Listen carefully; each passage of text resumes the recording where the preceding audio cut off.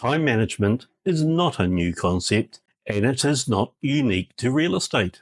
However, what may be a new concept, especially if you have only recently come into real estate, is the idea of not getting paid for the hours that you work and only getting paid for the results you produce. This means if you do not list and sell properties or recruit, depending on the brokerage you are with, you will not get paid ever. So it makes sense to optimize the use of your time so you will get paid. Statistically, we work 1/3 of our week, sleep 1/3 of our week, and the last 1/3 of our week is what we have left for our partner, our family, chores, and recreation. We owe it to ourselves and our loved ones to make the most of the time we have with them, to spend it doing the things that makes us happy. Without allocating meaningful time to our family and loved ones, it leads to burnout, resentment, and frustration. This in turn does not bode well for a successful and enjoyable real estate career. We often hear advice to time block our diary, and if it isn't in my diary, it doesn't exist. Unfortunately, the real world does not run on a set of rails, and blanket commitments like this will never be met. Flexibility is key, not only in real estate, but life as a whole. Emergencies simply don't book a time slot in our calendars. Clients don't play by those rules either. So we need to be flexible. However, different times of the day are more suitable for different tasks. Listing presentations and client meetings are often more suited to the evenings and/or weekends. Evenings are also suitable for prospecting and negotiating contracts. In New Zealand, there is no restriction as to the hours you may cold call, but I would suggest not after 8 p.m, whereas in Australia, there is a 6 p.m. cutoff, so do check your local rules and regulations.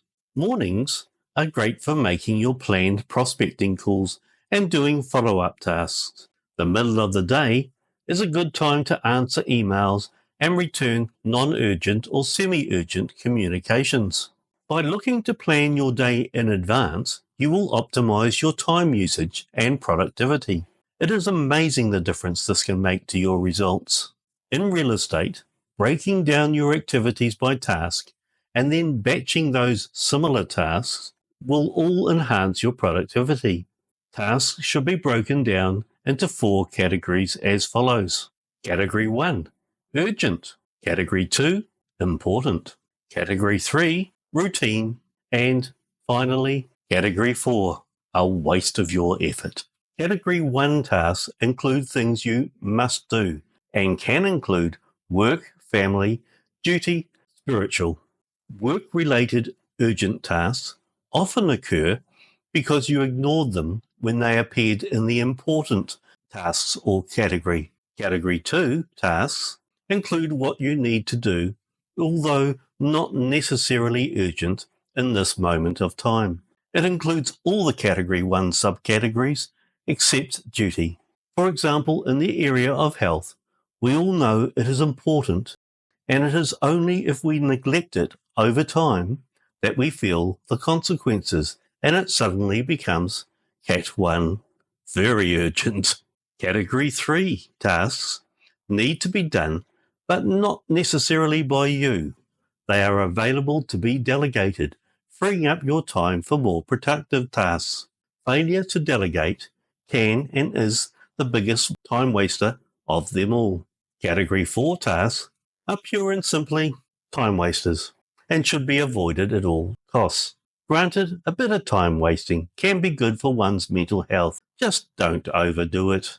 Poor results in sales is often a result of not spending enough of your day doing Category 2 tasks. These are tasks like prospecting, coaching of sellers, coaching of buyers, goal setting, and training like you are doing right now. You think you might have a time management issue?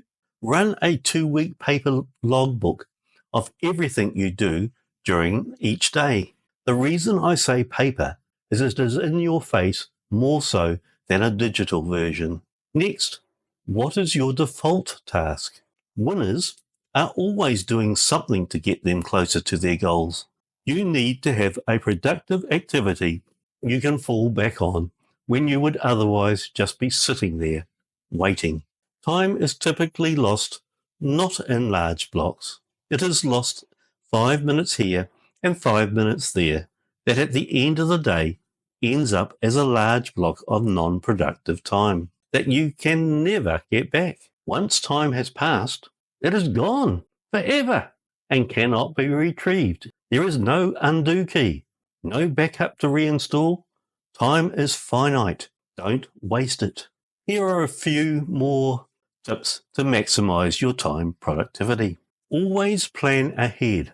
Tomorrow's activities should be largely known and planned for the night before. Make sure your plan correlates with your goals daily, weekly, monthly, and quarterly. Live out of your diary wherever possible. Make your diary king of your time. First, put in your important, non-negotiable tasks. Next, move on to your more productive tasks. If you make a promise, it must go into your diary alongside its deadlines. Do all of your tasks have a next action? It is only by having next actions that we can move from where we are now to our goals. Avoid the biggest time waster of them all, task swapping. You may think you can multitask, but no human can. You need to batch your tasks for set periods of time before you can move on to the next task. Rank your tasks A, B, and C. Prioritize all your A tasks before moving on to your B tasks. If you think you have to jump to a different task urgently, chances are you misranked your tasks in the first place. Stop, re-rank them, and go again. Re-ranking will allow you to fully concentrate on the task at hand. Do or ditch. Every time you pick up a piece of paper or start a new task, it costs you time. Either deal with them in the now if it is important, or ditch it altogether. If it was important, it will resurface when it does become important. Be on time. Being on time is simply a decision, as is being late. Which trait do you want to be known for? That's it for this episode. Next episode, we will be discussing the key topic of communications. Until then, see you later.